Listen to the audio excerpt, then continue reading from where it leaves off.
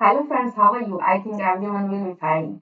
बेटा, मैं stereo chemistry इसमें स्टार्ट करती हूँ सीरीज। आपको जो भी आपका फ्रेंड सर्किल होगा, जिस ये बेटा फ्री चैनल है, मैं चाहती हूँ ज्यादा से ज्यादा बच्चों को इनसे इससे क्या हो, बेनिफिट मिले, ठीक है।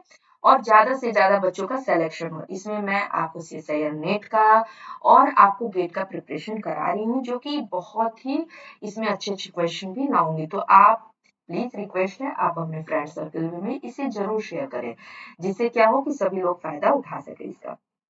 कोई इसमें आपको पेड बैच है नहीं, आपको इसमें टोटल फ्री और अच्छे आपको कंटेंट दिए जाएंगे, ठीक है।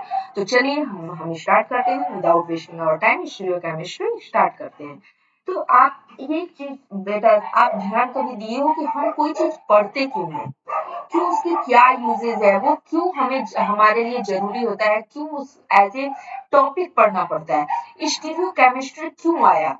तो बेटा इसमें मैं आपको समझा दूं कि प्रीफिक्स जो स्टीरियो लगा है उसका मतलब होता है थ्री डायमेंशनल, यानी कि जो भी मॉलिक्यूल है जिसका अरेंजमेंट, जो भी मॉलिक्यूल के या एटम है, उनके जो अरेंजमेंट हो वो थ्री डी में स्टडी हम इसमें करते हैं। जैसे आप एक साइंटिस्ट का नाम सुने होंगे, केकुले। केकुले साइंटिस्ट है जिन्होंने बेंजीन रिंग को बनाया था पहली बार लैब में। तो बेटा ये बहुत परेशान थे, क्योंकि बेंजीन रिंग का आप स्ट्रक्चर देखे हो ऐसा होता है, ठीक है, जो कि बनाना बहुत ही मुश्किल था, लेकिन इन्होंने बना दिया, ठीक है। 1874 में तीन साइंटिस्ट थे, केकुले, कॉपर एंड बुटलेवो ने 1874 में एक, ये बेटा मैं इसलिए बता रही हूँ क्योंकि एक एक नंबर के ऐसे, दो नंबर के ऐसे भी क्वेश्चन आ रहे हैं। आप वॉन हॉफ का भी नाम सुने होंगे, जो कि फिजिकल केमिस्ट्री में एक लॉ भी है उनका। इनको नोबेल प्राइज मिला है 1901 में, ठीक है, 1901 में मिला है, 1901 में मिला है, ठीक है। अब चलिए आपको यहाँ पे समझा दो, थ्री डी हम पढ़ रहे थे। जैसे आप मान लो यहाँ पे ऑक्सीजन है, यहाँ पे हाइड्रोजन लगा हुआ है, यहाँ पे हाइड्रोजन, यहाँ पे लोन पेयर होता है, ठीक है। आपको पता है लोन पेयर होता है। तो लेकिन हम इस लोन पेयर को वैल्यू नहीं देते, हम इस लोन पेयर के बारे में नहीं पढ़ते, हम सिर्फ और सिर्फ हाइड्रोजन जो कि एटम है इसके बारे में पढ़ते हैं। तो हम क्या कहेंगे कि in stereo chemistry discuss about three D atom like oxygen, hydrogen, nitrogen etcetera. लेकिन हम डिस्कस नहीं करते हैं किसके बारे में, लोन पेयर के बारे में इसमें डिस्कस नहीं करेंगे। सिर्फ और सिर्फ जो ऑक्सीजन, हाइड्रोजन, नाइट्रोजन जो भी है वो एटम है, उनके थ्री डायमेंशनल के बारे में हम इसमें पढ़ेंगे, ठीक है। ये हमारा हो गया स्टीरियो केमिस्ट्री। चलिए आगे देखते हैं कि इसमें हम पढ़ते, ये पता है बेटा, इसमें स्टीरियो केमिस्ट्री में जरूरत किसकी, प्रायोरिटी की होती है, कि किसे हम प्रेफरेंस फर्स्ट देंगे। जैसे मान लो कोई बच्चा है, ठीक है, तो कोई बच्चा है, हम प्रेफरेंस कब उसे फर्स्ट देते हैं, जब उसके मार्क्स ज्यादा होते हैं, ठीक है। मान लो कोई बच्चा 100 में 98 ला दिया, और एक बच्चा है 100 में मान लो 50 लाया, तो हम क्या करते हैं, इसको प्रेफरेंस फर्स्ट देते हैं, देन इसको देते हैं। वैसे ही बेटा है सीआईपी रूल, एक है प्रायोरिटी के हिसाब से। सीआईपी रूल प्रायोरिटी डिसाइड करता है, ये इसीलिए दिया गया है, सीआईपी रूल प्रायोरिटी के लिए ही आया है, सीआईपी रूल और कायरलिटी रूल। जैसे मान लो एटॉमिक नंबर है, अब हम केमिस्ट्री पर आते हैं, इसको आप अपने भाषा में समझो कि जैसे 98 वाले को फर्स्ट मिला, 50 वाले को सेकंड मिला, वैसे ही एटॉमिक नंबर में जिसका एटॉमिक नंबर बड़ा होगा, मान लो ऑक्सीजन है, ठीक है, ये बड़ा है किससे, हाइड्रोजन से, तो हम इसको प्रेफरेंस फर्स्ट देंगे, ठीक है। अब सिस और ट्रांस में सिस को फर्स्ट प्रेफरेंस देंगे, देन ट्रांस को देंगे। आर और एस नॉमिन, आपको आर एस नॉमेनक्लेचर आएगा इसमें पढ़ने के लिए, आर और एस उससे आते हैं बेटा, क्वेश्चन बहुत सारे आते हैं, मैं आपको पढ़ाऊंगी डिटेल में इसको, बहुत ही एस और आर कॉन्फ़िगरेशन से आता है, ठीक है। आर फॉर राइट यानी रेक्टस, सिनिस्टर लेफ्ट, ये ग्रीक वर्ड है जिसके राइट मतलब, आर मतलब राइट होता है, सिनिस्टर मतलब एस मतलब एफ होता है, ये आपके ग्रीक वर्ड है जिसके दिया है, मतलब जो राइट की तरफ मूव करेगा यानी क्लॉकवाइज जाएगा उसे आर कहेंगे, जो एंटी क्लॉकवाइज जाएगा यानी कि लेफ्ट साइड जाएगा उसे एस कहेंगे। ये हम आगे पढ़ेंगे अपने कॉन्फ़िगरेशन में, एलिमेंट का कॉन्फ़िगरेशन, कंपाउंड, कॉम्प्लेक्स वगैरह का निकालना होगा ना, तो उसमें हम देखेंगे, ठीक है। अब आइए लो एटम और लोन पेयर। एटम और लोन पेयर में हम किसको देंगे, जैसे प्रेफरेंस मान लो नाइट्रोजन है, यहाँ पे नाइट्रोजन के साथ हाइड्रोजन 3 लगे हुए हैं, यहाँ पे एक लोन पेयर लगा हुआ है, ठीक है। और एक नाइट्रोजन है, यहाँ पे प्लस चार्ज हो गया है, हाइड्रोजन है, हाइड्रोजन है, हाइड्रोजन और हाइड्रोजन। तो हम इसको प्रेफरेंस फर्स्ट देंगे, क्योंकि इसमें एक एटम हाइड्रोजन है, 3 हाइड्रोजन तो इक्वल हो गए, लेकिन एक लोन पेयर है, उसकी जगह पर एक प्लस और यहाँ पे एक हाइड्रोजन है। हाइड्रोजन के आने से हम इसे फर्स्ट देंगे क्योंकि इसमें एटम आ गया। एम और पी, ये भी आपको जब कॉन्फ़िगरेशन पढ़ोगे तो उसमें पता चलेगा आपको, लेकिन हम एम को प्रेफरेंस फर्स्ट देते हैं, पी को बाद में, ठीक है। एम फॉर आप मान लो कि जैसे हम मदर को प्रेफरेंस फर्स्ट देते हैं पापा के अकॉर्डिंग, ठीक है। इसको ऐसे याद कर लो, ठीक है। अब हम पढ़ते हैं डिटेल में कि कायरलिटी होता क्या है। आपने बहुत नाम सुना, कायरल सेंटर, कायरल मॉलिक्यूल्स, ये सब आखिर होता क्या है कायरल, ठीक है। कायरल शब्द जो है बेटा एक ग्रीक वर्ड है, जिसमें कि आपको हैंड होता है, इसका मतलब हैंड, आपका हाथ। आपका हाथ मान लो ये आपका हाथ हो गया लेफ्ट, ये आपका ये उल्टा हो गया, लेफ्ट हो गया। ये आपका हाथ हो गया राइट, उल्टा हो गया, ठीक है। थोड़ा ड्राइंग समझ जाना। आपको ये आपका लेफ्ट हो गया, ये राइट हो गया, ठीक है। तो आप देखोगे कि क्या लेफ्ट और राइट देखने में तो एक दूसरे के मिरर इमेज लग रहे हैं, लेकिन एक दूसरे के ऊपर जब डालोगे तो एक दूसरे को ढकेंगे नहीं, ठीक है। तो आगे इसको बताती हूँ कि कायरल क्या होता है, उसके बाद इसको बताती हूँ। कायरल में बेटा, कायरल में एक और एक से ज्यादा कायरल सेंटर हो सकते हैं। जैसे मान लो कि आप यहाँ पे CHO लिख लो, यहाँ पे OH लिख लो, ग्लूकोज का बना रही हूँ, ठीक है। यहाँ पे COH, आगे आप करते रहना, मैं आपको बता देती हूँ इतना ही पर, ठीक है। आप ले लो यहाँ पे CH2OH, ठीक है। तो इसमें क्या है, एक ये भी कायरल हो जाएगा, एक ये भी कायरल हो जाएगा। तो ये क्या है, दो एक से ज्यादा कायरल सेंटर है इसमें, जो कि और इसमें क्या होता है, ऑलवेज टेट्राहेड्रल यानी sp3 हाइब्रिडाइजेशन दिखाता है। और ये इसके चार, ये जो आपको कायरल सेंटर है, इसके चारों अलग अलग सब्स्टिट्यूएंट्स होने चाहिए। जैसे यहाँ ये कायरल सेंटर है, आपने देखा कायरल सेंटर ये है, तो इसके इधर क्या है, CHO लगा हुआ है, इधर क्या है, OH लगा हुआ है, इधर H, और इधर ये पूरा कम लगा हुआ है, ठीक है। तो ये चारों अलग हो गए, इसलिए ये क्या है, कायरल सेंटर है। तो चारों डिफरेंट होने चाहिए। और ये क्या होते हैं, एक दूसरे के मिरर इमेज होते हैं। आप देखो, जैसे आपने इसको देखा, यहाँ पे बताती हूँ, आप यहाँ पे देखो, यहाँ पे ये कर दी ना, यहाँ पे आप लगा दो CHO, OH, H और CH2OH। जब आप इसका मिरर इमेज डालोगे, एक सेकंड इसको क्लीन कर दूं,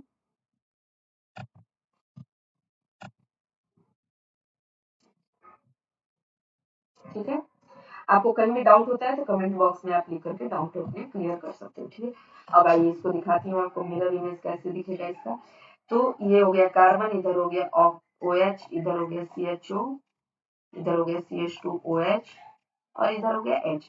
तो देखो ये दोनों क्या है, एक दूसरे के देखने में मिरर इमेज है। एक जैसे OH इधर है तो OH इधर है, ये मिरर इमेज है, लेकिन एक दूसरे पर जब डालोगे तो ये सुपर इम्पोज नहीं होंगे। सुपर इम्पोज मतलब होता है कि ये एक दूसरे को अच्छे से ढक दे। जैसे ये मेरा लेफ्ट हैंड है, ये राइट है, अगर आप मैं चाहूं कि मेरे राइट हैंड के ऊपर, ये मेरा राइट हैंड है, इसके ऊपर लेफ्ट आ जाए, तो आप लेफ्ट जब डालोगे तो आपका ये अंगूठा इधर चला जाएगा और ये चारों उंगली इधर आ जाएगा। तो ये एक दूसरे को ढक रहे हैं, नहीं ढक रहे हैं। तो वैसे ही ये जब आप लोगे और इसके ऊपर डालोगे तो क्या है, इधर हाइड्रोजन है, इधर OH है, तो ढक पाएगा, बिल्कुल नहीं। तो ये क्या हो गया, एक नॉन सुपर इम्पोजिबल। तो कायरलिटी यानी कि मैं कह सकती हूँ कि कंडीशन क्या है कायरलिटी का, यानी कि एक कायरल होने के लिए, कायरल मॉलिक्यूल होने के लिए उसके पास क्या होना चाहिए, चारों जो है उसके सब्स्टिट्यूएंट है वो चारों डिफरेंट होने चाहिए, वो मिरर इमेज होने चाहिए, और इस नॉन सुपर इम्पोजिबल यानी कि एक दूसरे को आप अपनी भाषा में समझो कि एक दूसरे को वो ढक ना सके, ठीक है। चलिए आगे देखते हैं। अब यहाँ पे हम पढ़ रहे हैं थोड़ा सा आइसोमेरिज्म। ये क्यों पढ़ रहे हैं आगे आपको समझ में आ जाएगा।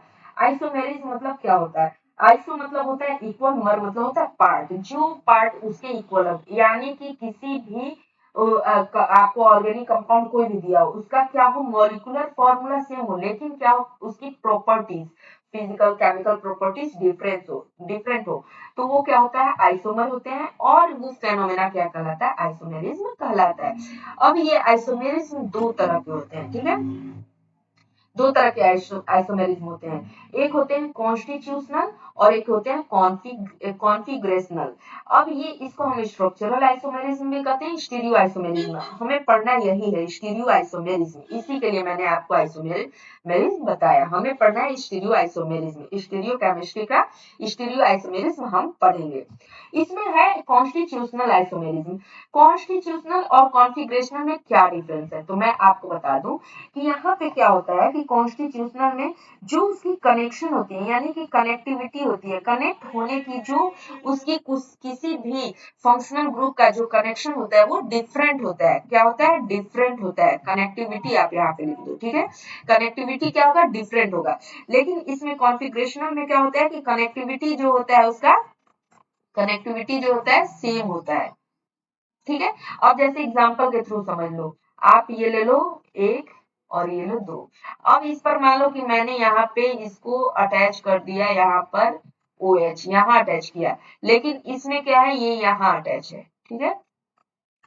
तो इसका कनेक्शन जो है फंक्शनल ग्रुप का वो क्या है, डिफरेंट है, अलग अलग है सॉरी, हम कह सकते हैं कि इसकी कनेक्टिविटी क्या है, अलग है, डिफरेंट है। लेकिन इसमें हम देखेंगे, ये मान लो इसमें हमने ले लिया डैश से OH, और इसमें ले लिया वेज से, ठीक है, वेज और डैश में समझते हो ना OH। तो ये क्या है, जगह तो एक ही है, एक ही जगह फंक्शनल ग्रुप अटैच हुए हैं, तो ये क्या है, कनेक्टिविटी इनकी सेम है। आप वेज और डैश मतलब समझते हो ना, वेज मतलब हो गया कि ऊपर की साइड, एबव, कोई भी चीज एबव द प्लेन हो, और वेज मतलब होता है डैश डैश, मतलब डैश डैश, ये वेज हो गया, ये डैश मतलब होता है कि जो बिलो हो, यानी कि बिलो द साइड हो, ठीक है, ये आपकी तरफ हो, ये आपसे दूर हो, ठीक है, ये समझ लो। अब हम आगे पढ़ते हैं, इसको क्लियर कर दूं क्योंकि और कचरा मच चुका है, तो इसको क्लियर कर देते हैं, एक सेकेंड। और आपको इसमें भी अगर कोई डाउट हो तो आप पूछ सकते हो, कमेंट बॉक्स में आप लिखोगे, मैं आपको समझा दूंगी, ठीक है, अगर कहीं भी डाउट होता है तो। क्लियर अगर रहते हैं बेटा आपके, जो बेसिक होता है, बेसिक नॉलेज अगर आपका क्लियर है तो आप कोई भी चीज इजीली कर लेते हो, ठीक है। अब इसमें देखते हैं स्टीरियो आइसोमेरिज्म यानी कॉन्फिगरेशनल में। आप इसमें कॉन्फिगरेशनल में आप इसको ऐसे भी समझ सकते हो कि टाइप ऑफ स्टीरियो आइसोमेरिज्म कितने तरह के हैं। टाइप ऑफ स्टीरियो आइसोमेरिज्म कितने तरह के होते हैं, दो तरह के, ठीक है। स्टीरियो आइसोमेरिज्म दो तरह के होते हैं, एक कॉन्फॉर्मेशनल कॉन्फॉर्मेशनल और दूसरा कॉन्फिगरेशनल, जो कि मैंने लिखा है। आपको टर्म्स समझाने थे इसलिए मैंने ऊपर उसको पहले समझाया, फिर आप समझाती हूँ, ठीक है।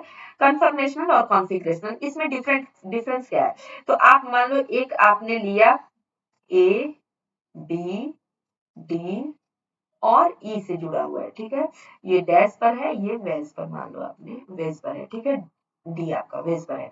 और दूसरा आप यहाँ पे लोग C ले लिए, इसको A से जोड़े, B से जोड़े, और यहाँ पे आपने डी ले लिया और वेज पर डैश पर ई ले लिया, ठीक है। तो जब कन्फर्मेशनल में क्या होता है कि कोई एक जो है, कोई भी एक कांस्टेंट हो और तीनों चेंज हो जाए, जैसे बी के जगह पर डी ई आ जाए, ई के जगह पर डी आ जाए, डी के जगह पर ई बी, यानी कि चेंज हो जाए। लेकिन कॉन्फिगरेशनल में क्या होता है कि दो कांस्टेंट हो और सिर्फ दो में चेंजेज आए, तो ये हो गया कॉन्फिगरेशनल और ये हो गया कन्फर्मेशनल। आपको ये दो टर्म समझ में आ गए, अगर आ गया है तो यस कमेंट करिएगा, ठीक है। चलिए इसके आगे मैं आपको समझा दूं, इसके आगे आपको एक चीज और क्लियर कर दूं। ये सब चीजें अगर समझ में आ रही है बेटा तो आपके लिए बहुत अच्छा है, क्योंकि फिर आपको इसका जितना भी आपको RS निकालना होगा, स्ट्रक्चर निकालना, सब इजी हो जाएगा, ठीक है। अब हम देखते हैं कि जो हमने देखा था कन्फर्मेशनल, कन्फर्मेशनल जब हमने देखा तो उसमें हमें चाहिए कि कन्फर्मेशनल में उसको हम कह रहे थे कि दो कांस्टेंट रखेंगे, दो चेंज होंगे, तो आखिर उसको रिप्रेजेंट हम कैसे करेंगे, how to represent and how to assign यानी कि उसको हम कैसे रिप्रेजेंट कैसे करेंगे और उसे असाइन कैसे करेंगे, कैसे हम दिखाएंगे। तो देखिए रिप्रेजेंट करने के लिए हम रिप्रेजेंट करेंगे फीचर से। ये स्ट्रक्चर कैसे बनता है वो सब है शाह और से। ये सब आपको टर्म्स दिख रहे होंगे नए, जो कि आपको मैं आगे सारा बताऊंगी, ठीक है। न्यूमन अभी नाम बस याद करिए, न्यूमन हो गया। फ्लाइंग या इसे फ्लाइंग को ही हम आप वेज डैश भी कर सकते हो, वेज डैश, ठीक है। ये वेज डैश से दिखाते हैं। अब ये हमने दिखा दिया कि इसको रिप्रेजेंट तो ऐसे करेंगे, असाइन कैसे करेंगे, कैसे हम दिखाएंगे। तो उसमें कॉन्फ़िगरेशनल में हम दिखाएंगे, कॉन्फ़िगर आरएस होता है उसके थ्रू दिखाएंगे, डीएस होता है, डीएल, आर अभी आपने पढ़ा एस, आर किसके लिए, राइट के लिए, एस लेफ्ट के लिए। वैसे डी किसके लिए होता है, राइट के लिए, एल किसके होता है, लेफ्ट के लिए। ईजेड, ईजेड भी आपको बताऊंगी। ये सब कॉन्फ़िगरेशन आएंगे आपको नोमेनक्लेचर में आते हैं, सिस ट्रांस, सिन एंटी। तो ये सारे हो गए आपके कॉन्फ़िगरेशन की कैसे हम इसे दिखाएंगे। अब चलिए आपको मैं आगे समझा देती हूँ। अब हमें पढ़ना क्या है। अब इसमें आपने देख लिया, अब स्टीरियो आइसोमेरिस में हम एक मान लो मिरर इमेज डालें। तो जब हम मिरर इमेज डालते हैं तो जब कोई उसका मिरर इमेज बनता है, मान लो जैसे हमने यहाँ पे लिया था, यहाँ पे कार्बन लिया था, यहाँ पे OH लगा दिया, यहाँ पे मान लो H लगा दिया, यहाँ पे CHO लगा दिया और यहाँ पे मान लो F ले लिया, ठीक है, कोई ले लिया। अब इस पर हमने मिरर डाला, मिरर इमेज, तो ये क्या करेगा कि CHO इधर आ जाएगा, OH हो गया, यानी कि ये एक दूसरे के मिरर इमेज हैं, ठीक है, मिरर इमेज है। लेकिन जब ये मिरर इमेज यानी कि CHO यहाँ पे है और ये किसके लेफ्ट में है इसके, और यहाँ पे तो राइट में दे दिया, लेकिन जब हम इसमें राइट में दे दिया, इसमें लेफ्ट में दे दिया, उल्टा बोल दी थी। तो जब अगर हमें यहाँ पे जैसे यहाँ पे लेफ्ट में फ्लोरीन है और यहाँ पर भी लेफ्ट में फ्लोरीन आ जाए और CHO राइट में है, CHO राइट में आ जाए, तो यानी कि ये एक दूसरे को अच्छे से सुपर इम्पोज कर देंगे, यानी कि एक दूसरे को ढक देंगे अच्छे से। अगर वो ढक देते हैं अच्छे से, वैसे कंपाउंड को हम क्या करेंगे, वो कंपाउंड कैसे है, आइडेंटिकल है। समझ में आ रहा है बात। और अगर वो एक दूसरे को, जैसे अभी हमारा है मिरर इमेज तो है, लेकिन वो क्या कर रहे हैं, एक दूसरे को ढकेंगे नहीं, क्योंकि इस साइड आप देखो फ्लोरीन है इसके लेफ्ट में, लेकिन इसके लेफ्ट में क्या दिया है, CHO दिया है। जब इस कार्बन को हमें इस कार्बन के ऊपर डालेंगे और बाकी जो जैसे OH है, H है, लेकिन जब इधर हम डालेंगे तो इधर इसके ऊपर CHO आ जाएगा और इसके ऊपर F आ जाएगा, एक दूसरे को ढक नहीं रहा है, तो वैसे हम बोलेंगे कि ये नॉन सुपर इम्पोजिबल है। वैसे कंपाउंड को इनएंसियोमर हम कहते हैं, ठीक है। अब आइए, जब हम मिरर इमेज डालें और मिरर इमेज हमारा बने ही ना, यानी कि वो मिरर इमेज ना दिखे, जैसे मान लो यहाँ पे कार्बन है, यहाँ पे OH है, यहाँ पे CHO है, यहाँ पे मान लो H है और यहाँ पे F है, और हमने मिरर इमेज डाला, ठीक है, मिरर इमेज डाला, लेकिन यहाँ पे कार्बन हो गया, यहाँ पे OH आ जाए, यहाँ पे CH2 मान लो, यहाँ पे F, मतलब वो एक दूसरे का मिरर इमेज नहीं है, तो हम ऐसे कंपाउंड को डायस्टेरियोमर कहेंगे। अब ये डायस्टेरियोमर्स जो होते हैं, हम इसे जियोमेट्रिकल आइसोमेरिज्म जो होता है सिस और ट्रांस से दिखाएंगे और ऑप्टिकल आइसोमेरिज्म में दिखाएंगे। ये दो टर्म भी हैं जो कि आगे मैं आपको बताऊंगी, ठीक है। चलिए अब देख लेते हैं कि आपने बहुत पढ़ा होगा element of symmetry, symmetry, asymmetry, chiral, achiral. Chiral तो आपको क्लियर हो गया कि कायरल क्या होता है। कायरल कभी भी आप कायरल किसको बोलेंगे, जब वो चारों क्या हो, सब्स्टिट्यूएंट अलग हो, वो क्या हो आपको नॉन सुपर इम्पोजेबल हो, इनएंसियोमर हो, वो क्या होते हैं, कायरल होते हैं। और उसके अपोजिट ना हो तो एकायरल हो गया, ठीक है। वैसे ही सिमेट्री, सिमेट्री और एसिमेट्री, आपको ये टर्म्स जान लेने के बाद सिमेट्री और एसिमेट्री आपको क्लियर हो जाएगा। तो element of symmetry are generally categorise किसमें हम करते हैं, सिंपल एक्सिस ऑफ रोटेशन में, प्लेन ऑफ सिमेट्री में, सेंटर ऑफ सिमेट्री में, अल्टरनेटिंग एक्सिस ऑफ सिमेट्री में करते हैं। अब सिंपल एक्सिस ऑफ सिमेट्री क्या होता है, जिसे हम डिनोट कर रहे हैं CN से। मान लो मेरे पास वही फिर वाटर का ही लेते हैं एग्जांपल, हमने इसे रोटेट कराया C2, यानी कि 180 डिग्री से रोटेशन करा दिया C2, यानी 2, यानी कि ये जो कोई भी रोटेशन कराते हो 360 अपॉन n होता है, 2 लिए 360 अपॉन 2, यानी 2 1 जा 2, 2 8 जा 16, 0, 180 डिग्री ऐसे आया। आपको कंफ्यूज नहीं होना है, ठीक है। तो C2 हम रोटेशन जब कराते हैं तो आप जब रोटेशन कराओगे तो क्या देखोगे कि ये वाला इधर चला गया, ये वाला इधर हो गया, लेकिन देखने में क्या है, देखने में दोनों सेम है। तो ये हमारा हो गया simple axis of symmetry. Plane of symmetry क्या होता है? प्लेन ऑफ सिमेट्री आपको क्या होते हैं कि हम इमेजिनरी एक प्लेन डाल देते हैं। मान लो जैसे ये हमारा कंपाउंड हो गया, ठीक है, हमने इस पर लगाया बेस पर CH3 और डैश पर लगा दिया H। यहाँ पे बेस पर लगाया, थोड़ा ड्राइंग को मत जाना, थोड़ा गंदा हो रहा है, CH3 और डैश पर लगा दिया H। जब हम इसके बीचों बीच एक प्लेन डालते हैं, प्लेन थोड़ा टेढ़ा हो गया, सीधा कर लेना आप लोग। प्लेन ये इमेजिनरी है, ठीक है, इमेजिनरी प्लेन है, प्लेन ऑफ सिमेट्री को सिग्मा से दिखाते हैं। ये इमेजिनरी है, लेकिन हम क्या देख रहे हैं, जब इमेजिनरी प्लेन डालते हैं तो यहाँ पे जब बेस पर जो CH3 है, इधर भी बेस पर ही है, ये डैश पर है तो इधर भी डैश पर ही है। तो हमको इससे क्या मिला कि ये दोनों क्या है, इक्वल है, तो वो प्लेन ऑफ सिमेट्री इसमें है। जब दिखे दोनों तरफ इक्वल तो हम कहेंगे प्लेन ऑफ सिमेट्री है उसमें। सेंटर ऑफ सिमेट्री क्या होता है, आप सेंटर ऑफ सिमेट्री समझ लो। जैसे ये मान लो मेरे पास एक कंपाउंड है, ठीक है, और यहाँ पे बेस पर जुड़ा हुआ है COOH, यहाँ बेस पर जुड़ा हुआ है PH, ठीक है। अब डैश पर जोड़ते हैं, डैश पर जुड़ा हुआ है COOH और डैश पर जुड़ा हुआ है PH। तो हम इसके सेंटर पर एक डाले डॉट, ठीक है, और इसे अपोजिट यानी डायगोनली कट करें। आपको समझाने के लिए ऐसे बता रहे हैं, कट किया हमने। तो हम क्या देख रहे हैं कि इस सेंटर से जो लाइन इधर जा रहा है, जो लाइन इधर जा रहा है, ये एक दूसरे को काट रहे हैं, क्योंकि इधर जो एबव साइड COOH है, इधर बिलो COOH है, यानी कि एक दूसरे के, यानी जो चीज ऊपर COOH है वही नीचे है, सेम है। यानी कि जब सेम अपोजिट डायरेक्शन में सेम ही आपको लगे हुए सब्स्टिट्यूएंट जो है सेम है और एक दूसरे को काट रहे हैं, तो वो क्या होता है, सेंटर ऑफ सिमेट्री इसमें दिखा रहा है, ठीक है।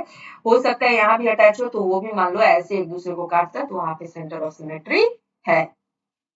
अब अल्टरनेटिंग एक्सिस ऑफ सिमेट्री क्या होता है, इसे इम्प्रॉपर रोटेशन भी कहते हैं।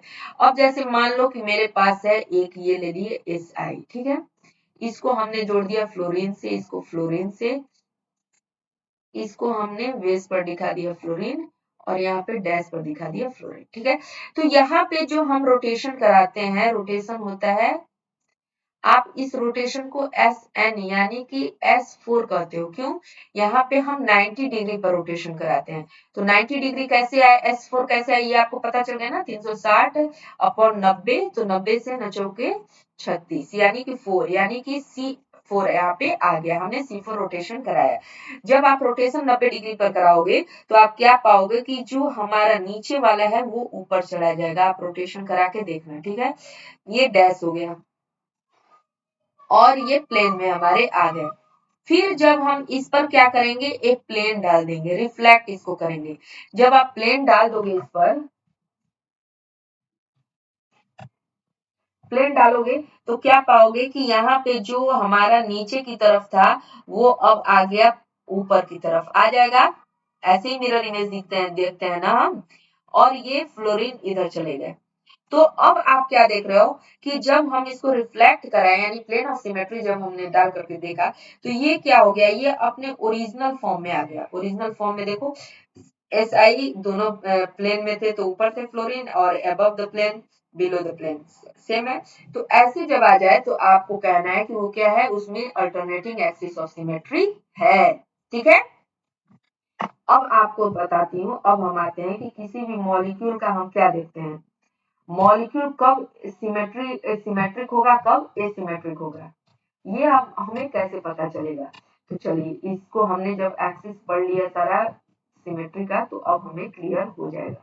देखिए, सिमेट्रिक कब हुआ, जब किसी भी कंपाउंड में क्या हो, सिग्मा प्लेन यानी प्लेन ऑफ सिमेट्री हो, प्लेन ऑफ सिमेट्री हो और सेंटर ऑफ सिमेट्री हो, सेंटर ऑफ सिमेट्री हो CI, ये दोनों अगर प्रेजेंट है तो वो क्या होगा, वो सिमेट्रिक होगा और ऑप्टिकली क्या होगा, इनएक्टिव होगा, इनएक्टिव, ठीक है।